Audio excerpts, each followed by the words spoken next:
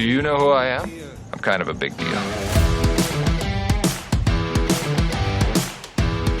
All right, Bordy, now that the Orioles have parted ways with Brandon Hyde, it's not like the analytics are going to stop in Birdland. They're going to continue. As long as Mike Elias and Sig Mejdal are there in the warehouse, that's the game plan they have brought to Baltimore. I think a lot of people know I'm not a big fan of the nerds and all that. I think it's infiltrated not just baseball, but all of sports too much. And there has to be some, I don't know, managing and thinking from the gut and the brain and not bringing the nerds into every equation. I don't know where this team goes from here because, again, analytics are everywhere around baseball, but I don't believe it's the end-all answer either. No, not at all. Not at all. You still have to find a way to get the most out of the players. I mean, sure, you make these algorithms and try to create some sort of quantitative value on paper and put it on the back of a baseball card and say, this is my guy. But what about all the other intangibles that make baseball players? Do they know what base to throw to? Are they going to work hard every day to try to make themselves better? Do they get injured a lot? I mean, there are just so many things that actually make a true baseball player. And I think, unfortunately, the Orioles kind of got caught up in just analytics, because I know when Elias came in, they pushed baseball people out. The whole organization was his. So this is all his creation. He was given carte blanche by John Angelos to do whatever he thought necessary. And what he thought necessary was create an analytic baseball team.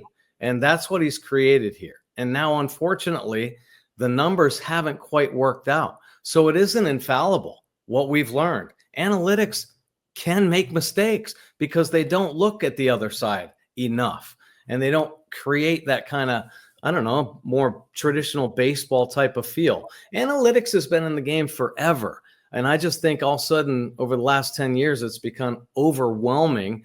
And some teams can deal with it, some teams can't. Go back in time just a few years ago, and I think this was a shocker to everybody. When Blake Snell was pitching for the Rays in the World Series against the Dodgers and completely shutting down the best offense in all of baseball. I mean, making them look foolish.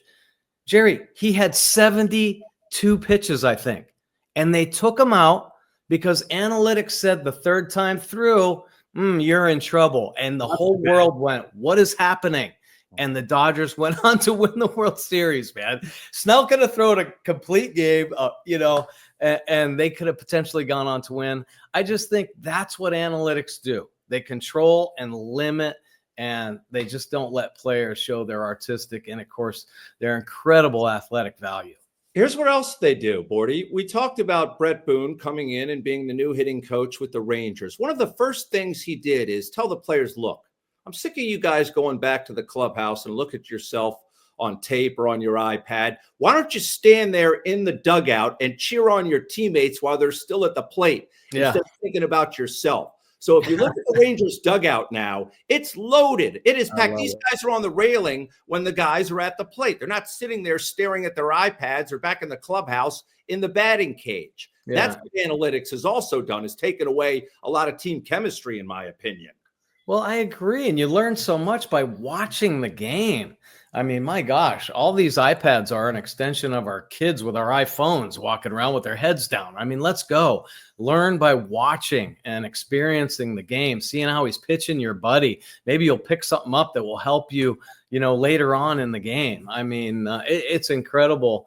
And it's good to see some baseball guys kind of shaking things up a little bit, because I really think the Orioles, if they had a little bit of that baseball edge, could really go a long way, because they got some awesome athletes on the field.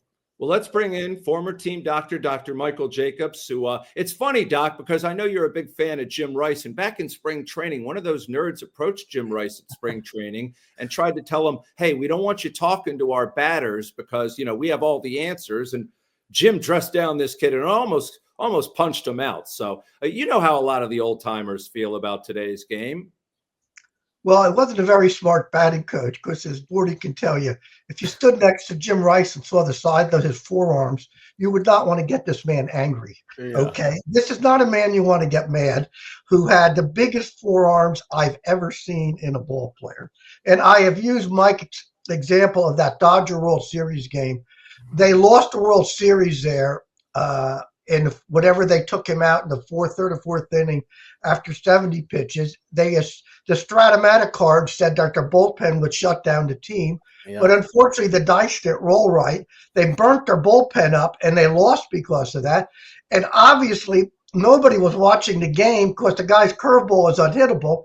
And it reminds me of those retrospective shows I saw when the Mets were going over the World Series from '86, and Clemens came out in the seventh inning, and I'm looking at Hernandez and Mookie Wilson going, I can't believe they took him out. We couldn't touch him.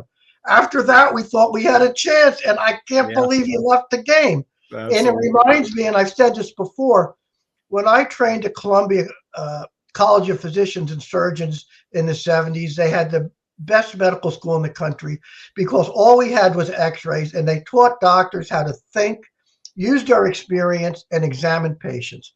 And when I was teaching residents at Hopkins and Union Memorial, we do intake rounds on a patient who came in a day ago.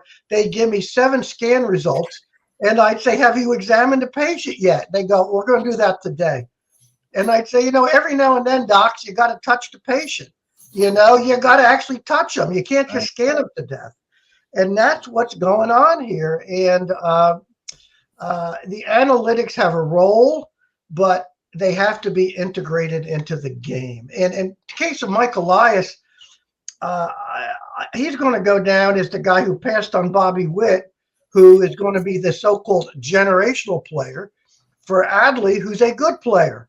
And he's certainly better than he's playing, but he's not going to be the generational player Bobby Witt was.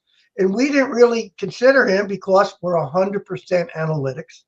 And you can't do analytics on a 19-year-old high school player who's playing against 16-year-old freshmen, even though Bobby Witt did do the wooden bat tour in the summer. But some of our eyes on scouts said, you got to look at this guy. Watch him play. He's got an 8 arm. He's got 8 speed. He's got an 8 brain, from his parents, from his uncle and his parents. And he's 3 years younger than Adley. And, even Abrams may turn out to be the better player. And it reminds me of, we passed on Derek Jeter to take Jeffrey Hammonds because the word came down from the top that we only wanted college players who were ready to play.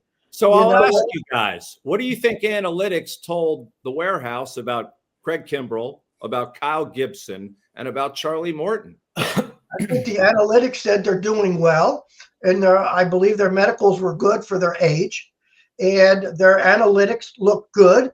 And my suspicion is that the analytics guys, and there's an article in Sports Illustrated from last December that goes over this, that talks about the Orioles passing on hiring more free agents because our analytics people felt we could fix some of the lower priced players. I think they feel that with their analytical input, they could improve some of these veteran low play players to be even better. And obviously, I don't know what they did to Charlie Morton, but he's certainly not better than he was the previous 20 years. 40. So, I think Charlie Morton's spin rate is up. His spin rate's better on his slider, and his fastball's coming out of his hand better than it's ever done. So they have improved that, but he just can't throw strikes, and he gives up a lot of home runs. I think it's really interesting to me when they have this is all they do is crunch numbers, and their only fallback is Gibson and Morton. That's a huge head scratcher to me. And with the arms that were out there, and I know this ain't an easy gig, I think they try to get the most out of weaker players. And sometimes it works. I mean, look, they got Cano, they got Batista. They've been able to get some diamonds in the rough. And even Perez, even though Perez hasn't had a great run this year, I mean, shoot, he was on the scrap heap, man. So they've got a pretty good track record of doing that, but it's just too risky, man. And especially if you're a World Series contender. I mean, my gosh, they've had a couple years where they had those opportunities. And I think that's going to be the ultimate knock on Elias, just not doing enough to go further in the postseason, at least give these guys a chance to win. Yeah, Danny Colomb is gone. Kyle Stowers is gone. These guys prosper, it seems, after they leave. Tyler O'Neill is here, though. I didn't understand that move either, Doc, with his injury history. I assure you, the medical staff, which is outstanding, said, you've got to expect this guy is going to hit the IL at least twice this year. Mike digested that and clearly felt he could live with that. I mean, there's no question about that. It hasn't worked out. But Mike clearly digested that, and he did what he did. Gibson obviously was a desperado move after, so many people went down, but Morton was a gamble. And you got to – it's the analytics game. There's not much you can say. He's 100% analytics. Yep. And so far, very mixed results, to say the least. Well, the mistake it made, and this is the fatal mistake, is when you're close to winning World Series, Pat Gillick traded Fred McGriff, who was in the Hall of Fame, and Fernandez, who was an all-star shortstop, because he saw Robbie Alomar as a generational player. And Robbie Alomar won that World Series. Alomar is the greatest. I mean, he's a 6-tool player. But you use your pieces, you bunch them to get generational players. We have wasted all of our great prospects to get mediocre players. And it's not just a guy from the Marlins for Stowers and Norby. The trade for Flaherty didn't work. If we had bunched 3 players, we could have had Dylan Cease, we could have had Crochet.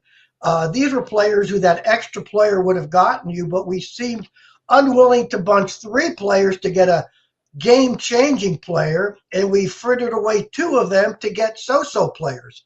And you don't win World Series as with so-so players. You win the over-the-top player, and you got to bundle your players. I mean, Dylan Cease or Crochet would look pretty good here, and there's no way.